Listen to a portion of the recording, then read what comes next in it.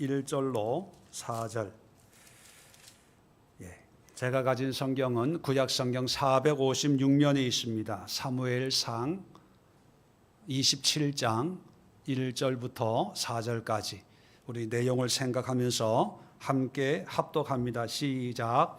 다윗이 그 마음에 생각하기를 내가 후일에는 사울의 손에 붙잡히리니 블레셋 사람의 땅으로 피하여 들어가는 것이 좋으리로다.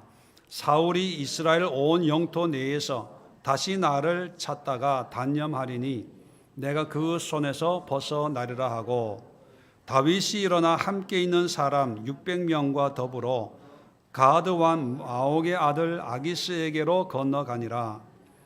다윗과 그의 사람들이 저마다 가족을 거느리고 가드에서 아기스와 동거하였는데, 다윗이 그의 두 아내 이스라엘 여자 아히노암과 나발의 아내였던 갈멜 여자 아비가일과 함께 하였더니, 다윗이 가드에 도망한 것을 어떤 사람이 사울에게 전하매 사울이 다시는 그를 수색하지 아니하니라. 아멘. 자, 오늘 이 말씀을 가지고 앞에 보신 것처럼 생각이 기도보다 많을 때, 여러분 평소에는 생각보다 기도가 많죠. 그죠? 그런데 우리가 살다 보면 우리도 인간인지라 날이 이렇게 덥고 또 기분 나쁘고 피곤하고 하면 기도를 많이 못하다 보면 뭐가 많아집니까? 생각이 많아져요. 생각과 기도는 시소 같은 것입니다. 기도가 많아지면 생각이 별로 없어요. 하나님이 알아서 하시겠지. 기도했으니까 하나님의 뜻대로 하옵소서. 별로 생각이 없어요. 근데 기도를 많이 못하면 생각이 많아져서 이 생각 저 생각, 그래서 하다 내 생각 없어. 남의 생각도 내 생각처럼, 남의 고민도 내 고민처럼, 남의 걱정도 내 걱정처럼, 그렇게 오만 세상 사람들 다 생각하다가 이제 정치, 경제, 사회, 문화 이런 거에 또 염려, 걱정, 근심에 빠져들면서 결국은 기도는 이제 뒷전으로 물러가게 되지요. 자, 이럴 때 우리가 어떻게 해야 될까? 오늘 다윗을 통해서 이럴 때 우리가 뭘 조심해야 되고 뭐에 집중해야 되는가 오늘 함께 살펴보도록 하겠습니다. 자, 27장 1절에 다윗이 그 마음에 생각하기를 내가 후일에는 사울의 손에 붙잡히리니 블레셋 사람들의 땅으로 피하여 들어가는 것이 좋으리로다. 자, 계속해서 사울이 이스라엘 온 영토 내에서 나를 찾다가 단념하리니 내가 그 손에서 벗어나리라. 자, 지금 1절에 나와 있는 이 말의 의미를 잠깐 소개해 드리면요, 이제 다윗은 사울의 어떤 그런 위협을 느끼고 요단 아들 요나단의 도움으로 이제 도망자가 되었습니다. 자, 도망자가 되었는데 숱한 어려움과 여러 가지 우여곡절을 겪었지만 또 하나님이 좋은 동료들을 보내주셔서 아둘람에 있을 때 다윗의 이야기를 듣고 환난당한 자, 상처받은 자, 또 여러 가지 어려움 속에 있는 그런 사람들이 하나씩 모여들어서 오늘 성경을 보면 2절에 600명 가량의 그런 용사들이 모여들었습니다. 그리고 이 600명과 함께 그 식솔들, 가족들까지 하면 이제 한 2, 3천 명 될까요? 하여튼 수천 명에 이르는 그런 대가족이 된 거예요. 자, 그 대가족을 이끌고 이제 광야를 다니는데 여러분 잘 알다시피 사울은 다윗을 계속 찾아다닙니다. 그런데 24장과 26장을 보면 다윗이 사울을 죽일 수 있는 절호의 기회가 주어졌는데도 안 죽입니다. 옷자락을 베고 또 창과 물병을 가지고 나오면서 내가 당신을 죽일 수 있는 기회가 있었는데 하나님이 기름 부은 자를 내가 어떻게 손을 대겠습니까? 나는 이렇게 선하게 대하는데 당신은 왜 나를 죽이려고 합니까? 이렇게 이야기를 할 때 사울이 미안하다, 다시는 안 그럴게, 그렇게 이제 왕궁으로 돌아가는 그런 장면들이 이제 26장까지 이제 소개되고 있습니다. 자, 우리가 언뜻 보면 참 멋있잖아요. 죽일 수 있는 상황에 복수하고 또 원수를 단칼에 제압하면 사울 뒤에는 결국 누가 왕이 되는 겁니까? 자기가 왕이 되는 거거든요. 하나님의 말씀을 빨리 이룰 수 있는 그런 기회인데도 모든 걸 하나님 앞에 맡겨버립니다. 하나님께서 하시겠지. 그러면서 사울을 죽이지 않는 모습을 보면 참 멋있고 대단하고 존경스럽기까지 합니다. 이런 모습을 보면 참 다윗이 은혜가 충만하고 또 하나님을 믿는 그 믿음으로 늘 하루하루 살아가는 그런 사람 같아요. 그런데 27장에 오면 26장까지는 그런 모습을 보여주는데 27장에 오면 갑자기 걱정하기 시작합니다. 야, 저 사울이 또 나를 찾아다닐 텐데 이참에 블레셋으로 가자. 이 블레셋은 이스라엘과 원수 적국이거든요. 우리 식으로 얘기하면 북한으로 가는 거예요. 월북하는 거예요. 그러면 남한에 있는 경찰이 따라올까요? 못 따라올까요? 못 따라오는 거예요. 그러니까 여러분 사고 내고 태국이나 필리핀 가지 마시고 북한 가면 돼요. 거기는 정말 안전합니다. 그 북한과 같은 존재가 블레셋이거든요. 그러니까 가장 이 광야를 돌아다녀 봐야, 유대 광야 돌아다녀 봐야 다 사울의 손아귀에 있으니까 이참에 블레셋으로 가자 이렇게 생각하는 거예요. 아브라함에게 애굽이 늘 피할 도피처인 것처럼 다윗에게는 늘 이 블레셋이 피할 도피처입니다. 사울에게 도망 나온 지 얼마 안 돼서 또 블레셋으로 한번 도망간 적이 있어요. 그래서 거기서 미친 사람처럼 침을 질질 흘리면서 이제 다시 이제 도망 나오는 그런 어려움을 겪기도 했는데 또 블레셋으로 가려고 하는 겁니다. 여기는 크게 세 가지 이유가 있습니다. 첫 번째 1절에 나와 있는 것처럼 불안한 거예요. 하나님의 은혜로 산다고 해요.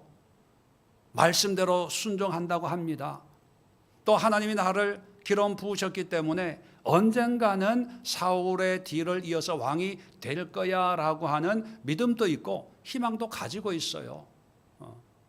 그런데 그 시간이 좀 길다 보면 학자들마다 뭐 정확하게 얘기하는 사람은 없지만 사울을 피해서 도망 다닌 그 기간이 한 10년에서 15년 정도 된다고 그럽니다. 그리고 그 도망 다니기 이제 끝부분인 거예요. 나중에 오면 이제 사울이 죽습니다. 죽으면서 이제 사무엘 상이 이제 끝마치는데 이제 그 도망자의 삶이 이제 막바지에 이르를 때 인간은 그걸 모르니까 이제 지치는 거예요. 지치면서 야, 또 한 번은 용서해주고 또 한 번은 용서해주지만 저 사울이 나를 포기하지 않을 텐데 내가 언제까지 이렇게 도망을 다녀야 돼? 지금은 이 문제가 이렇게 해결되는데 다음에 또 어떤 문제가 생길까? 미래에 대한 막연한 불안감이 이제 마음에서 솟아오르는 거예요. 지금까지 하나님이 어려울 때마다 도와주셨거든요. 그런데 고난이 길다 보면 하나님이 베푸신 은혜보다는 문제에 더 신경을 쓰입니다. 또 어떤 문제가 생길까? 그 문제는 또 어떻게 해결해야 되나? 물론 감사해요. 하나님께서 베푸신 은혜가 뭡니까? 물어보면 얘기할 게 많아요. 왜? 산전수전 겪고 있으니까 하루하루가 간증인 거죠. 하루하루가 하나님의 은혜 없이는 살 수 없습니다. 그런 고백을 해요. 그래서 그런 얘기를 듣는 사람들 보면 참 은혜를 받아요. 참 대단합니다. 근데 속은 또 한 목소리가 있어요. 지금까지 이렇게 처절하게 살았는데 언제까지 이렇게 살아야 돼? 언제 끝날 거야? 불안한 거죠. 두 번째는요, 원망입니다. 하나님에 대한 원망. 하나님 나에게 기름 부었잖아요. 그런데 하나님의 뜻에 순종해서 사울을 죽이지 않고 살려보냈잖아요. 근데 언제까지 내가 기다려야 됩니까? 나 더 이상 못 기다려요. 블레셋으로 갈래요. 하나님에 대한 그런 원망, 반발입니다. 세 번째 이유는 지금 상황이 혼자 도망 다닐 때는 괜찮았어요. 근데 2절에 나와 있는 것처럼 용사들만 600명이고 그 가족들하고 하면 수천 명의 사람들을 이제 어디 숨길 거예요? 사울을 피해서 어디로 도망 다닐 겁니까? 이제 환경적으로 어렵고 이제 몰래 도망 다니는 것은 불가능하다. 그런 상황 판단인 거지요. 그러면서 이제 속으로 이렇게 생각하는 거죠. 나는 할 만큼 했어. 더 이상 내가 할 수 있는 것은 없어. 2,000명, 3,000명의 사람들 찾기가 어렵겠어요? 너무나 쉬운 거죠. 그러니까 이참에 할 만큼 했으니까 이제 한 10년 도망 다녔으면 이제 하나님도 이해하시겠지 뭐. 그러면서 현실, 환경, 상황을 이제 가지고 이제 타협하는 게 바로 블레셋 땅으로 가는 거였습니다. 그런데 이제 4절에 보면 다윗이 가드에 도망한 것을, 가드는 이제 블레셋 땅 수도입니다. 성읍. 도망한 것을 어떤 사람이 사울에게 전하매 사울이 다시는 그를 수색하지 아니하니라. 이제 갈 수가 없는 거죠. 적국으로 북한으로 넘어갔으니까, 넘어가면 이제 전쟁하자는 얘기니까 그럴 수는 없으니까 수색을 이제 멈춘 겁니다. 그러니까 현실 문제는 해결했잖아요. 큰 무거운 짐은 해결됐어요. 그런데 5절 이하부터는 이제 블레셋 땅에서의 생활을 얘기하는데 뭐 시간이 없어서 다 읽지는 않겠습니다. 집에 가서 한번 읽어보시면요, 더 큰 문제들이 생깁니다. 블레셋 땅에 가면 사울로부터는 안전하지만 이제 이방 왕인 아기스 블레셋 왕을 섬겨야 됩니다. 그의 종이 되어야 돼요. 5절 볼까요? 다윗이 아기스에게 이르되, 이제 블레셋 왕입니다. 내가 당신께 은혜를 입었다면 지방 성읍 가운데 한 곳을 내게 주어 내가 살게 하소서. 이제 식구들이 많으니까 어떤 성을 이제 지명을 받아야 거기에 이제 짐을 풀어 놓을 수가 있는 거거든요. 그러면서 당신의 종이 어찌 당신과 함께 왕도에 살리까? 이 왕궁에 당신하고 어떻게 삽니까? 난 당신의 종인데, 이런 얘기예요. 그럴 자격도 없습니다. 물론 여러 가지 어떤 그런 불편함도 있지만 당신의 종입니다. 사울을 피하려다가 오히려 세상 왕의 종이 되는 거예요. 그리고 그 다음에 12절에도 보면 아기스가 다윗을 믿고 말하기를 다윗이 자기 백성 이스라엘에게 심히 미움을 받게 되었으니, 이제 사울에게 미움을 받게 된 거죠. 그는 영원히 내 부하가 되리라 생각하니라. 이 왕도 내 부하처럼 그렇게 부릴 생각을 하는 거예요. 여러분, 뭐를 힘들다고 피하면 뭐 피하다가 뭐에 바친다고 더 큰 문제가 생기는 거예요. 그러니까 생각이 많아서 그 생각 때문에 어떤 결정을 하잖아요. 그러면 그 결정이 처음에는 편한 것 같아요. 근데 조금 있다 보면 또 다른 문제가 생깁니다. 자, 8절에 보면요, 다윗이 8절 다윗과 그 사람들 올라가서 그술 사람과 기르스 사람과 아말렉 사람을 침노하였으니, 이제 침노하는 거예요. 그들은 옛적부터 술과 애굽 땅으로 지나가는 지방의 주민이라. 다윗이 그 땅을 쳐서 남녀를 살려두지 아니하고 양과 소와 나귀와 낙타와 의복을 빼앗아 가지고 돌아와 아기스에게 왕에게 얘기합니다. 아기스가 10절에 너희가 오늘 누구를 침노하였느냐 이렇게 물어봐요.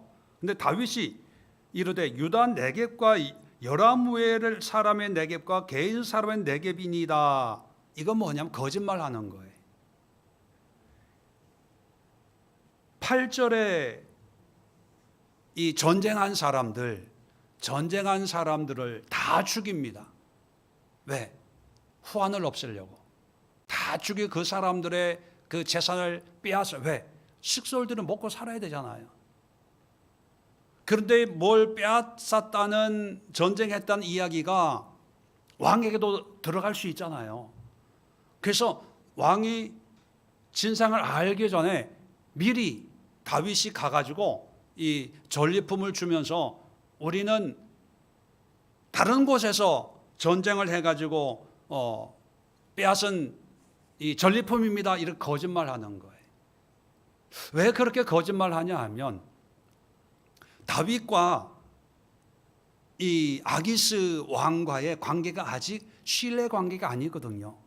그러니까 다윗은 먹고 살아야 되는데 어디 가서 먹을 걸 구하겠습니까? 옛날에는 전쟁밖에 없잖아요.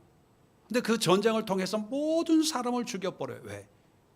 고발하지 못하도록. 완전 범죄를 꿈꾸는 거죠. 그러면서 왕에게 가가지고 왕이 싫어하는 사람들하고 싸워서 얻은 겁니다. 거짓말하는 거예요. 요령, 잔머리를 굴리게 되는 거예요. 야, 다윗이 어떤 사람입니까? 하나님의 사람이고 믿음의 사람인데, 믿음으로 골리앗을 때려잡은 그런 사람인데, 이제 세상 왕의 눈치 보면서 먹고 살기 위해서 정말 잔인한 어떤 그런 전쟁을 행하고 또 뺏고 거짓말하고 그러면서 이제 아까 12절 읽은 것처럼 아기스 왕은 점점 이 다윗을 신임하게 되는 거예요. 야, 진짜 얘가 내 종이구나. 이방 왕의 신임을 얻으려고 주야로 머리 굴리면서 그렇게 힘들게 그렇게 사는 거예요. 나중에는 이스라엘하고 전쟁할 때 다윗 보고 너도 같이 나가 싸우자. 하마터면 동족하고 전쟁할 뻔하는 그런 일까지 겪게 됩니다. 더 기가 막힌 것은요, 우여곡절 끝에 전쟁에 빠지게 돼요.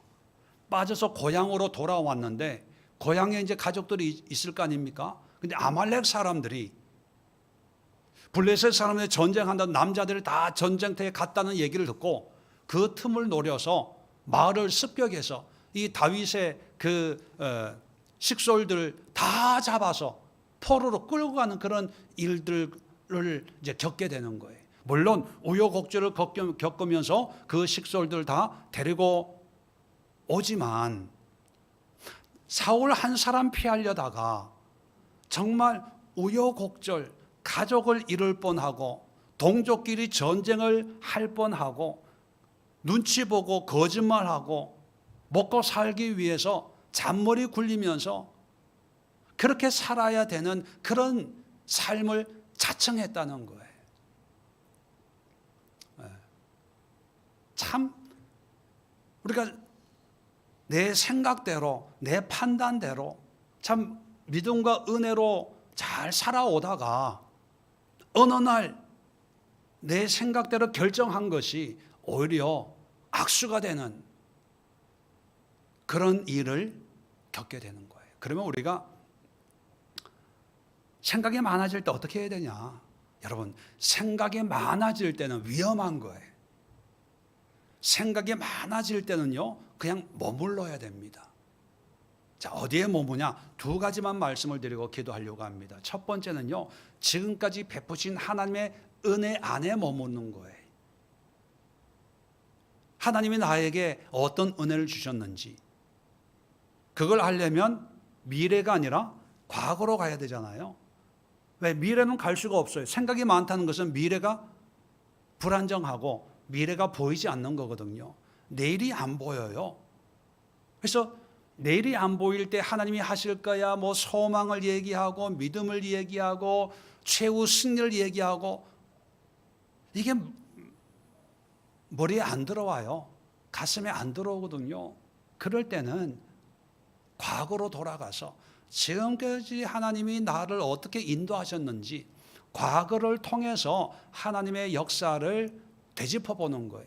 하나님이 우리에게 성경을 주셨습니다. 성경에 많은 어떤 역사적인 또 과거의 어떤 하나님이 행하신 일들이 기록되어 있잖아요.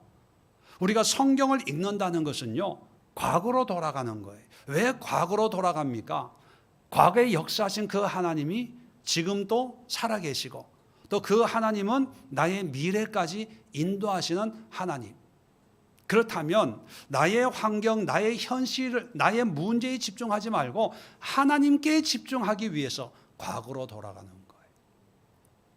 그래서 지금까지 베푸신 은혜를 묵상하는 거죠. 여러분, 어렸을 때, 처음 교회 다녔을 때부터 시작해서 어려울 때, 기도했을 때 응답 주신 것, 또 헌신했을 때 하나님께서 베푸신 은혜들, 그런 것들을요 계속 묵상하고 감사하고 찬양하고 하나님이 하셨습니다 선언하고 선포하는 거예요. 고백하는 거예요. 하나님밖에 없습니다. 두 번째는 뭐냐 하면, 기도하는데 그냥 기도하는 게 아니라 탄식하며 기도하는 거예요. 생각이 많아서 정말 어떻게 해야 될지를 모르는 그런 상황에서 하나님 찬양합니다, 하나님 감사합니다, 뭐 이런 기도를 할 수 있으면 얼마나 좋겠어요. 그런데 여러분, 그 기도가 쉽게 나옵니까? 나는 죽을 것 같은데, 몸이 아프고 문제 때문에, 어떤 속썩이는 사람 때문에, 어떤 대적이 나를 삼키려고 하고 있는데, 하나님은 천지를 창조하신 하나님이시기에 나의 인생을 인도할 줄로 믿습니다. 하나님 믿습니다. 그러면 마음이 편해집니까? 여러분, 기도는 할 수 있지만 그런 기도를 해도 여전히 내 마음은 불안합니다. 그리고 원망, 아까 얘기한 것처럼 불안, 원망, 또 현실, 어떻게 살아야 되나? 뭘 먹고 살아야 되나? 애들은 공부는 시켜야 되는데, 시집 장가는 보내야 되는데, 차번 안 되고 돈은 없고, 그런 상황에서 뭐 믿습니다만 하고 있는다고, 물론 믿음대로 하나님 역사하겠지만 내 마음은 죽을 것 같거든요. 자, 그럴 때 뭘 해야 되냐 하면요, 탄식하며 기도해야 됩니다.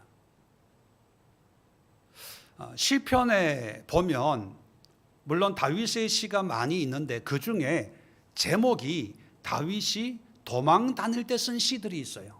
도망 다닐 때 쓴 시들이 한 5개가 있는데, 그 제목에 보면 자, 몇 군데를 확인을 하면서 내용은 집에 가서 한번 읽어보세요. 자, 34장, 시편 34장.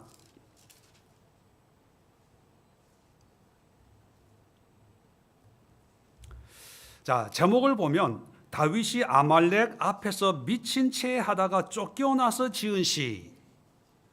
이게 뭐냐면 이제 사울을 피해서 도망왔다가 이제 아비멜렉은 블레셋 왕이거든요. 거기에 도망간 그 상황을 노래하는 거예요.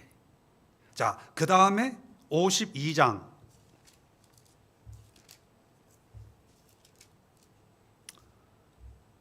52장을 보면, 자, 제목을 보면 다윗의 마스길, 인도자를 따라 부르는 노래. 에돔인 도액이 사무엘에게 이르러 다윗이 아히멜렉의 집에 왔다고 그에게 말하던 때, 이게 뭐냐면 도망 초기에 갈 곳이 없어서 제사장 아히멜렉 제상집에 가서 먹을 게 있으면 좀 주세요 해서 진설병 떡 얻어 먹을 때, 그때 도액이라고 하는 사람이 숨어 있다가 이걸 보고 이제 사울에게 이제 보고를 해서 사울이 군사들을 데리고 와가지고 이 아히멜렉 제사장 집을 다 죽여버리는 그 사건이 있습니다.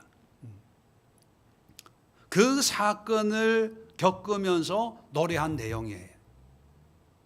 자, 그 다음에 54장. 자, 제목을 보면 다윗의 마스길, 인도자를 따라 현하게 맞춘 노래. 10사람이 사울에게 이르러 말하기를 다윗이 우리가 있는 곳에 숨지 아니하였나이까 하던 때. 자, 아마 그 사울과 함께 같은 굴에 있다가 이제 잠자고 있는 사울의 옷장을 벤 그때 상황인 것 같습니다. 하여튼 도망 다니고 있을 때 어떤 한 상황에서 이제 서로 조우하게 되는 그런 위급한 상황에 있을 때 탄식하며 노래한 그 노래가 54장이에요. 자, 56장을 보면 다윗의 믹담시 인도자를 따라 요낫 엘렘 르호김에 맞춘 노래, 뭐 이런 거 음악 구호기 때문에 이게 뭐냐 뭐 그렇게 중요하지 않습니다. 중요한 것은 다윗이 가드 블레셋 성이죠. 블레셋인에게 잡힌 때, 이게 잡힌 때가 처음 미친 채 하고 도망 나온 때이든지 아니면 지금 600명의 식소들 데리고 블레셋에 자신을 의탁하던 때든지 모르겠지만 하여튼 광야 방황하는 때에 블레셋 땅에 피했을 때 애통하고 탄식하면서 기도한 그 내용을 노래하고 있습니다. 57장에도 보면 다윗의 믹담시 인도자를 따라 알다스에서에 맞춘 노래, 다윗이 사울을 피하여 굴에 있을 때, 자, 굴 속에 정말 내일을 기약할 수 없는 적막한 속에서 하나님 앞에 탄식하고 애통하며 마음을 토하며 기도하는 그런 내용을 노래하고 있어요. 그 다음에 마지막으로 59장 다윗의 믹담시 인도자를 따라 알다스헷에 맞춘 노래, 사울이 사람을 보내어 다윗을 죽이려고 그 집을 지킨 때에, 참 얼마나 기가 막힙니까? 한 나라의 왕이 한 사람을 지명수배해 놓고 죽이려고 할 때 그 다윗의 심령은 그저 하나님을 찬양만 했을까요? 하나님께 감사했을까요? 이런 올무에서 하나님이 나를 인도해 주실 겁니다. 그런 기대와 소망을 가지고 믿음으로, 우리가 생각하는 그런 어떤 긍정적인 믿음으로 기도했을까요? 여러분 성경을 한번 읽어보세요. 정말 탄식하고 절망하면서 하나님 앞에 기도합니다. 우리는 기도하면 어떤 형식을 가지고 틀에 맞춰서, 야, 믿는 자가 이렇게 기도하면 이게 너무 불경건한 거 아니야?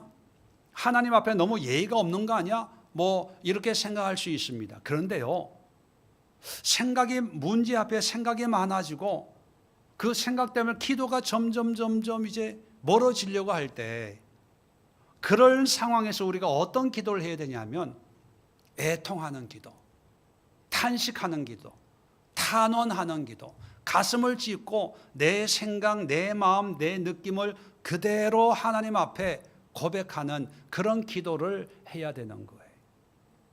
왜 기도가 힘들어지고 생각이 많아지냐 하면, 여러분, 기도하는 게 힘들어서 그래.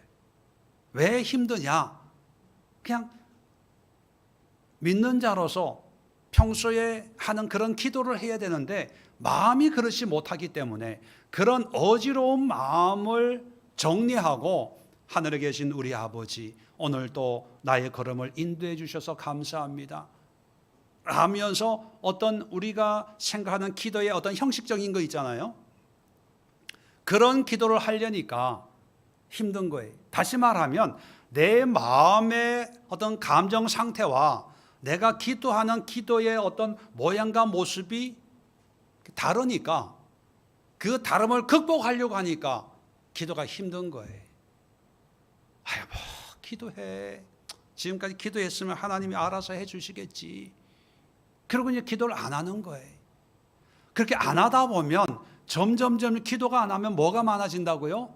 생각이 많아져요. 생각이 많아지다 보면 그냥 결정하는데 그 결정이 블레셋이에요. 아브라함도 그랬잖아요. 흉년이 들어서 잠깐 흉년만 피하고 그렇게 기도하지 않고 생각하고 결정했다가 큰 일을 당하고 하나님의 은혜로 돌아오는 것처럼, 기도하지 않고 결정하는 것은 아주 위험한 겁니다. 그런데 그러면 어떻게 기도해야 되냐? 여러분, 하나님 앞에는 마음을 토하는 거예요. 여러분, 감정을 토하는 거예요. 힘들다고 생각하지 마시고 힘든 마음 그대로를 하나님 앞에 고백하는 거예요. 하나님, 아파 죽겠어요.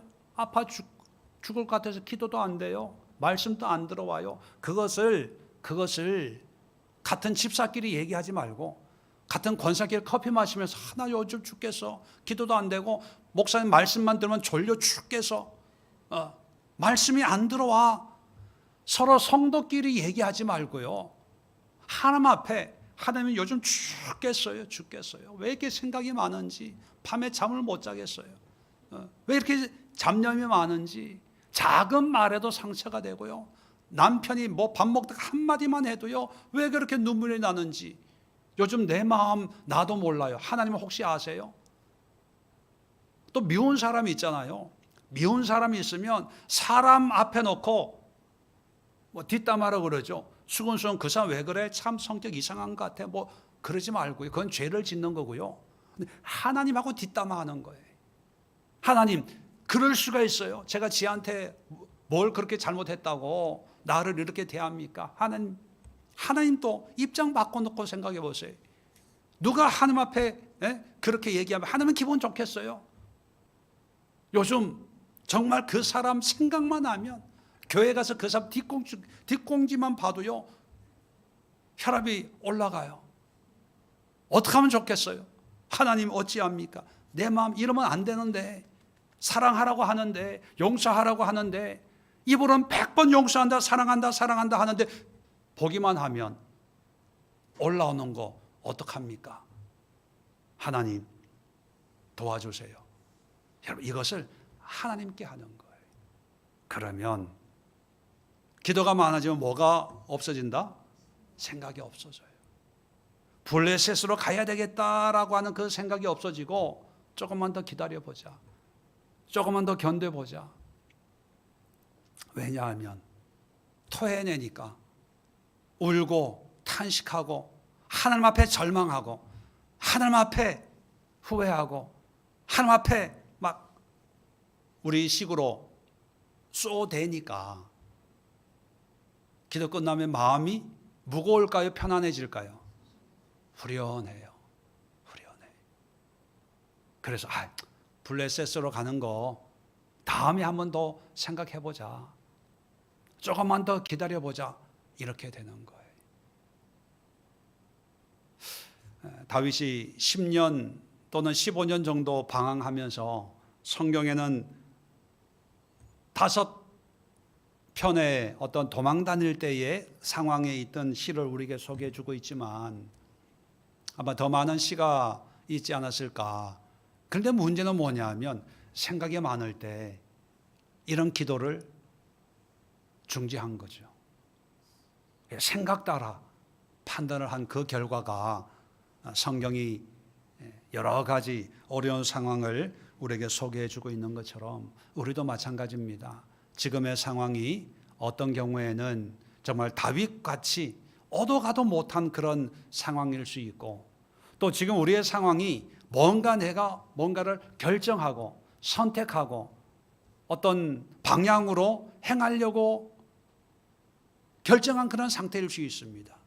그런데 먼저 내 생각대로 결정하기 전에 지금까지 하나님이 내 인생을 여기까지 어떻게 인도해 주셨는지, 하나님의 인도하심을 다시 한번 되돌아보십시오. 그게 내 뜻이었는지 아니면 하나님의 인도였는지, 또 내 계획이었는지 아니면 하나님의 섭리적으로 인도해 주셨는지, 과거를 되새겨보면 똑같은 하나님이 나의 남은 생애 또한 어떻게 인도할지를 또 알게 되거든요. 그리고 두 번째 중요한 것은 그냥 형식적인, 그냥 교과서적인, 그냥 중보기도 하고 이웃을 위한 기도하고 교회를 위한 기도, 성도를 위한 그런 어떤 형식적인 기도를 하지 마시고요. 생각이 많을 때 그런 기도하려고 하니까 힘들어서, 지금 내 코가 석자인데 이런 기도 안 하면 또 신앙 양심에 찔려서 이거 하나님 앞에 불경건하고 믿음 없는 기도 생활, 또 믿음 없는 신앙인이라고 하나님이 판단하시면 어떡하나 두려운 마음으로 막 힘들어 죽겠는데 중보기도 하는 거예요. 주여 이 나라 대통령을 선교지 위해서 아프리카 케냐 선교사님 위해서 뭐 그러니까 이게 기도하면서 본인이 알아요. 이게 무슨 의미가 있을까? 그러니까 기도가 힘이 없고 기도하기가 주저주저해지는 거예요. 그럴 때는요, 하던 기도 멈추시고요, 하나님 앞에 우리의 솔직한 감정을 토해내는 거예요. 시편 109편 늘 말씀드리지만 다윗의 저주의 기도가 있거든요. 근데 그 저주의 기도를 했다고 하나님이 너 죄 졌어, 어찌 네가 이런 기도를 할 수가 있어, 이웃을 사랑해야지, 왜 이렇게 책망하셨을까요? 오히려 하나님이 그 마음을 아시고 더 따뜻하게 품어 줬을 거라고 저는 생각을 합니다.